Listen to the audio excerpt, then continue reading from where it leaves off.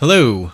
So this is Mark Boyd from Audulus. I'm known as Bimini Road on the forum, and today we're going to talk about, in this live stream, the standardized signals in Audulus. And these are the different types of... Hey Steven. It's the different types of inputs and outputs that modules have in Audulus. And it was a system that was developed over time. Lots of forum users had input on it. And the idea was originated by a forum user named JD Raoul, and we'll get to what that entailed in a second here. But there's these basic standardized signals here, and we'll talk about each one in turn and see, their different ranges and where they're applied, and how to translate them from one to another. So we're going to start off with audio first. So an audio signal in Audulus has a maximum range of -1 to 1. Outside of this range, the signal will be hard clipped, and that means that none of the audio that's going out, if you have an audio signal that's -2 to 2, it'll just clip off the tops and the bottoms of those waves. And then we have the modulation signal and envelope signal, which are both 0 to 1. And this is so that you can take a modulation signal from an LFO or from an envelope and apply it directly to a knob that would modulate a parameter like pulse width modulation, or with an envelope you could modulate the filter cutoff of a filter. The gate signal, it's also, you can call it a trigger, is 0 or 1. So it's either on or off, and the only exception to this is the gate height as it is going into an envelope, so that allows you to add to the dynamics. And the next signal we have down here is, these are kind of paired with one another, is the octave signal, which is sort of like a modular volt per octave signal, but instead of starting at 0 as the lowest note and going up to, say, 10 volts, 0 is the reference pitch, and the default is A equals 440 hertz. And what this allows you to do, there's really no upper and lower range to this, other than, when you go low and low and lower in each octave. Sorry, let me back up. 0 equals A equals 440, so this is a linearized pitch signal. So if you go to 1, then A equals 880. If you go to -1, A equals 220. And you go up and down the octaves that way. And this allows you to create a linear modulation for pitch, so that if you have a vibrato that is being applied to a pitch, then it's going to sound the same when it's in the lower octaves than when it's in the higher octaves. Because if you're just modulating the hertz signal here, it will sound more pronounced in the lower octaves and less pronounced in the higher octaves. The hertz signal, that ranges from 0 to 100, and this is half of the sampling rate of Audulus, and this is the very upper limit of human hearing. And obviously you can't have negative hertz. That would be like time travel. That's a cycle per second. We'll get into that more in a second. So then the next signals are radians and degrees.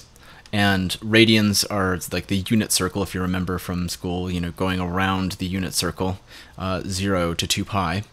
And this is relevant to the phasor node. And degrees are from 0 to 360, and that corresponds to the 0 to 2 pi phase shift. And that's helpful when you're doing phase shifts for oscillators or filters and that kind of thing. Then there's this general number signal, which is any 32-bit number. And the range of that number is contextual to whatever the module is. So sometimes the number can be negative, but like say you're converting a number to BPM, then obviously you can have a negative beats per minute. So we'll go down here and we'll check out this little example here first. So this shows us a couple different uses. I'm going to pull this down further, so just focus on here. So here we have a sine wave oscillator. And the oscillator right now has an amplitude of 1. This is this knob here that's being multiplied by 2. This is 0.5 times 2 equals 1. And you can see that the range of the waveform meter here maxes out at -1 to 1. 0 is right in between, right there. And right now I've got this octave signal to hertz converter going in here. So this is like 9 octaves below the middle A, the A equals 440, and then that turns out to be 0.85 hertz. I can adjust this and make it go slower by just going to 12, see, like that. And then that is, 1, 2, 3 octaves down from the 9 there. So this is almost 1 hertz there. Now, what I can show you is when you have the audio exceed this 1 to -1 range, it'll start to go off of the meter like that. And that's basically what will happen when you're clipping your audio as it's going out of your audio input. So if I do this, clamp the signal between 0 and 1, you can see how it flattens out at the top. Oh, whoops, sorry, -1 to 1. This will distort your signal as it's going out because it's basically turning your sine wave into a square wave. And so if we pull it back down. Now, if you have an exactly 1 to -1 signal, it will clip your output, but just barely. It won't really be audible. That's just because -1 and 1 are the extremes of the volume that you want going out. Generally, you'll want your audio signal probably around 0.5, just to give you some headroom as you're coming out of Audulus. Now, each one of these signals, not all of them, but most of them have a light attached to them. There's no light attached to 0 and hertz, but there is to audio signals. And that will alternate between red, which represents the positive swing of the wave, and then blue, which is the negative swing. So we can see if I turn up this knob, the lights will get brighter there, and then dimmer there. So you can tell the relative volume of something coming out there. If we make it really fast, it just kind of turns purple and flashes like this. So this is like A equals 440 here.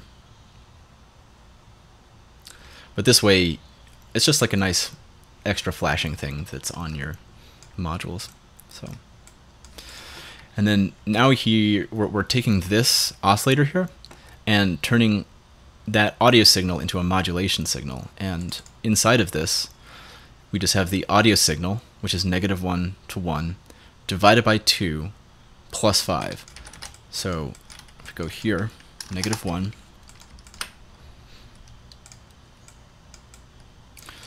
-1 divided by 2 is -0.5 plus 0.5 equals 0.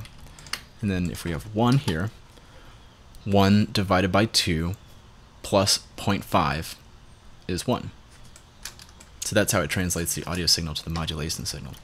The reason that the modulation signal is between 0 and 1 is because by default, when you create a knob, the knob's default range is between 0 and 1. And I'll set this back to 0.5. When you want to take a modulation signal that's coming off of an LFO or coming off of like an envelope signal, hey there, you can modulate the knob directly this way, because if we took this hertz signal, well, let's see, yeah, if this is 440. That's going to just turn the knob way past its actual range. So this makes whatever modulation signal you create is going to be within this range. And you get these nice translation modules, so if you want to scale the response of the modulation as it's coming in, you can attenuate it. So here it's only going to go between basically 0 and 0.5, so halfway up. And then I can use this control to shift that range up. So if I have this going to 0.25, it's going to now range between 0.25 and 0.75. You can get that between, this is the lower end of the modulation, and this plus this is the higher end of the modulation. So it's really easy to, you can see, just capping out at 0.7. If I turn this into a square, you can actually see. There we go. So now that we see what's going on there, of course the red, there's a red light for the modulation signal, kind of mirroring what's going on with the audio signal. You can tell that this is positive. If you go down here, we're going to see we have this clock and an envelope, and the clock is, you can see 0 or 1, and this is the gate signal or trigger. In general, like electronics parlance, a trigger is a very short pulse or a gate. Another word for it is a pulse, and often triggers are like 1/10 of a second, whereas a gate can be open for any length of time. So like if I have the width modulation for this gate, I can have it be on more often than not, or off more often than not. So this is more like what a trigger would look like. And you can tell that that's affecting the way that the envelope is shaped there. So the longer that the envelope's on, that. Now I mentioned before about how this signal is either 0 or 1. The only exception is when it's going into an envelope. And you can see this here, that when this is at 0.5, so this signal, whoops, it's going halfway up, and then that makes the envelope go halfway up. Its total range. It's this peak over here of where the attack raises to, and this allows you to have dynamics when you're playing. So if you have the MIDI module or the keyboard node, and you have the velocity on, then you play softer, it will, you'll have a softer note like this. When you play louder, you'll have a louder note like that. Okay. And here we have an envelope signal, and envelope signal is basically the exact same thing as the modulation signal, and they're interchangeable. They're 0 to 1, and it's just labeled separately so that you know that on an oscillator, this is where you would typically put the envelope inside. We don't have in Audulus separate VCAs generally, because what a VCA really is it's just a multiply. So you would have your constantly on oscillator coming in through here, and then it would be multiplied by this envelope signal. So this is like this is a VCA module here, basically. Voltage controlled amplifier. It's basically a signal multiplier. So when this is 0, it doesn't allow any of the constantly on audio oscillator to pass through to the output. But when it's fully up, it allows all of the volume to pass through. Okay, so I'm going to go up here now. There are a couple other signals. Like I said before, the number and radians to degrees. These don't pop up as often, but you'll still see them come up, and especially inside of designs. And so we have the phaser here, and this is going at 0.1 hertz, and you can see it's raising up to 6.283, which is 2 pi, which is the one turn around the unit circle. And when it gets to this number, it resets back down to 0.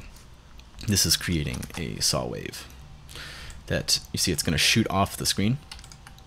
But if I add a level node here, we can bring it down into visual range. That. And then degrees are also useful. Sometimes you want to have a display that shows the phase shift of an oscillator compared to another oscillator, or it's mostly used for phase shifts. And phase we can get into in another tutorial, but those are just two of the other examples. And then one, we have this number signal, and so I can put a number in here, and it would come out as a hertz, as a BPM. So if I turn this all the way down, that activates this number input. And then I can turn this up, and then add a value here. And then this is 1.8 hertz, is 108 BPMs. So that's translating that into hertz. And then you could take this and attach it to a clock or something. Okay. So that's basically it, for all of this, the standardized signals. And we can go down here and look at an actual application of it. So I built this little synthesizer here, and this is a basic subtractive synthesizer. Got the clock, a sequencer. This clock is stepping the sequencer forwards. It's also triggering the envelope, and it's also triggering a pitch decay envelope on this VCO here. The this LFO right here is modulating one of the steps of the step sequencer. So you can see this is an M input. This negative here just means it's the inverse of the one next to it. And this modulation output, the 0 or 1 output here, is getting translated into the O range. And this particular module only works between 4 and -4 because that covers most of the notes in the scale. But you can go below that with the O signal and above it. You just won't, they won't be really recognizable as pitches. So this goes through the quantizer, it snaps the pitches to the scale here. So here we got, like, you know, in C major or A minor scale. And you can see the difference between the unquantized pitch here and the quantized pitch here. And that gets fed into the oscillator. We have this is the volume envelope. It's going to here into this oscillator. We have a pitch modulation input, the frequency modulation here. And then we have the filter cutoff down here. This is the filter envelope. And it's getting ranged to go between here and here. You can tell it's here and there. And that is modulating the cutoff. So we can hear what it sounds like.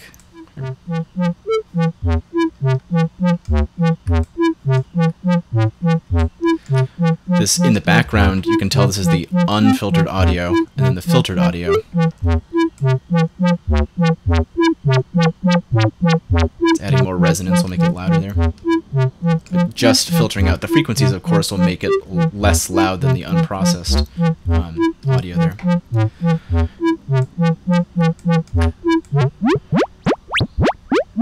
It's adding frequency modulation there. If I turn this off by putting it in the middle there, you can tell that this is the pitch envelope as it's getting triggered there.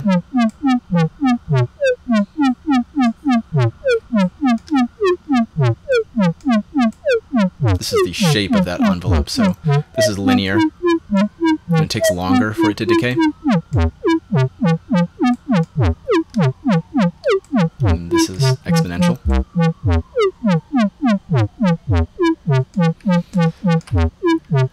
And you can add the speed. There's the clock signal, and then this is the output of this sequencer.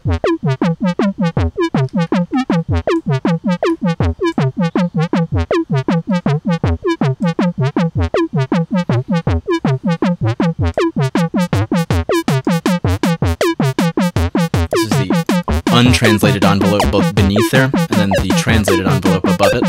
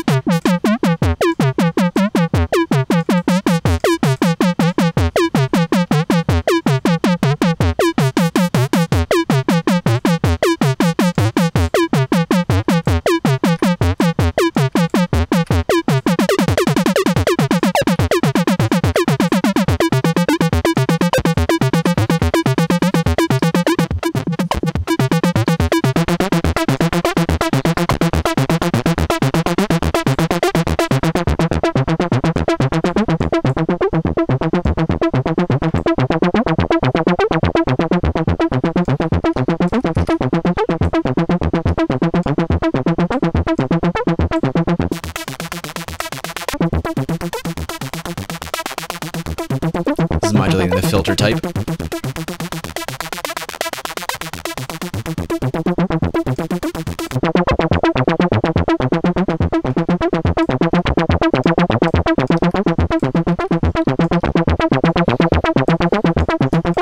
So that's pretty much it. I just wanted to do a quick overview of these standardized signals, and this patch will be available on the forum.